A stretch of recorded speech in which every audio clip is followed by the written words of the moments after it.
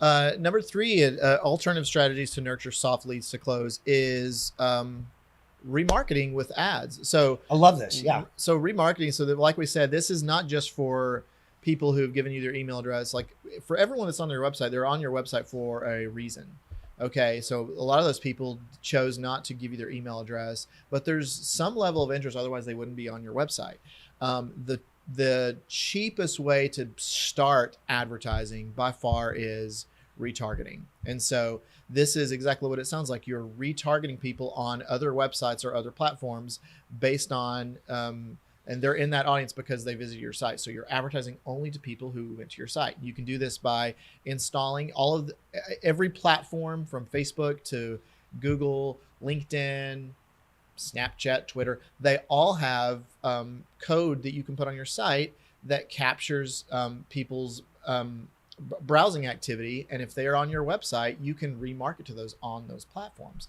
And so you could literally start a 360-degree remarketing campaign for maybe $500 to $700 a month and target people everywhere on Facebook, Instagram, Google Display, on websites and apps, LinkedIn, Twitter, wherever you want to be. And so this is the benefits are twofold. One is you're staying in front of people without having to do anything really. The system just works on itself and they're constantly reminded of you.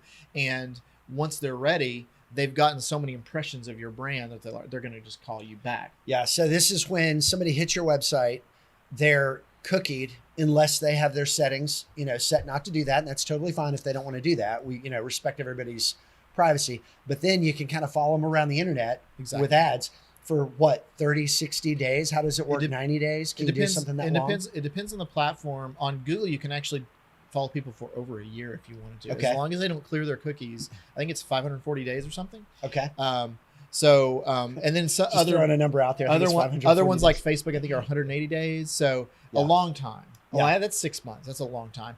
And so but the second benefit to that is for smaller companies, it makes you seem bigger and more important. So imagine in a lot of people's eyes, their perception, like they go to your website and they're like, gosh, I see these people everywhere. I see YouTube videos pop up. I see them on Facebook. There's everywhere. They must have what people think is, God, they must be like, they've got these advertising budgets. They're just sending ads everywhere. They must be like, prominent and big. Like a lot of people still have that perception. So you're kind of creating this aura about yourself when you're remarketing everywhere, that you're a big deal. And so that registers with people. And side note on this, I would say avoid any ads that feel creepy.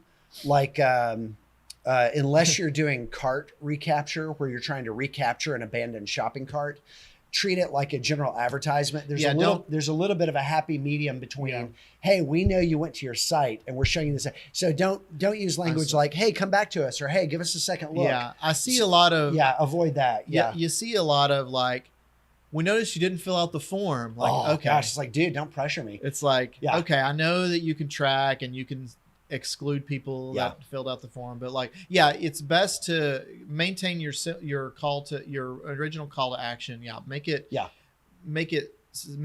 appear as if it's just a broad ad to everyone. It kind of respects people's. It's like, a little bit of social distancing. That you're retargeting. They know that but you can't say it. You don't need to make it feel pressure oriented. All right, on to the next one.